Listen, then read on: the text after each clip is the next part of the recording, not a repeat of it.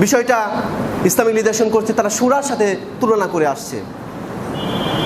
এই বিষয়টা যদি এভাবে এক্সাম্পল দেওয়া যায়, বিষয়টা এরকম, এই ইসলামিক স্কলাররা দেখলো যে আমেরিকানরা তারা এমন একটা জাতি যেখানে জ্ঞান, বিজ্ঞান, অর্থনৈতিক ক্ষেত্রে সকল ক্ষেত্রে তারা উন্নত। এই উন্নত হওয়ার বা ধরুন এমন একটি সমাজ ব্যবস্থা রয়েছে বা একটি রাষ্ট্র রয়েছে যেখানে তাদের অর্থনৈতিক বলেন, প্রযুক্তিগত বলেন, সকল দিক থেকে তারা উন্নত হয়েছে। তবে তাদের সামাজিক যে কালচার সেটা হচ্ছে পতিতাবৃত্তি। তাদের সমাজে পতিতাবৃত্তি রয়েছে।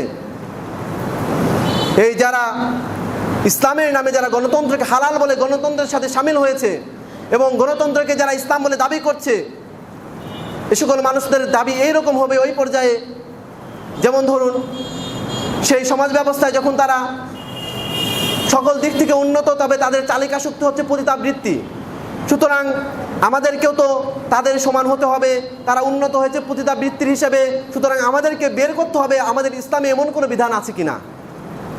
তারা ইসলাম, কোরআন, হাদিস খুলে খুলে দেখে তারা এটা এক সময় উপনীত হলো, হ্যাঁ তোমরা যেমন উন্নত হয়েছো, তোমাদের সমাজ ব্যবস্থায় যেমন পতিতাবৃত্তি রয়েছে, আমাদেরও ইসলামে এমন একটা বিধান রয়েছে যেটা এই পতিতাবৃত্তির মতো। সেটা কি?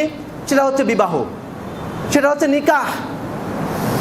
এই নিকাহে তো আমরা দেনমোহর দিয়ে, একটা মেয়েকে দেনমোহর দিয়ে আমরা বিয়ে করে নিয়ে আসি।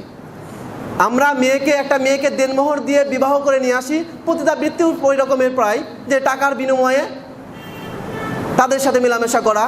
সুতরাং এই যে তোমাদের যেরকম পতিতাবৃত্তি রয়েছে, আমাদের ইসলামে পতিতাবৃত্তি রয়েছে, তবে সেটার নাম হচ্ছে নিকাহ বা বিবাহ।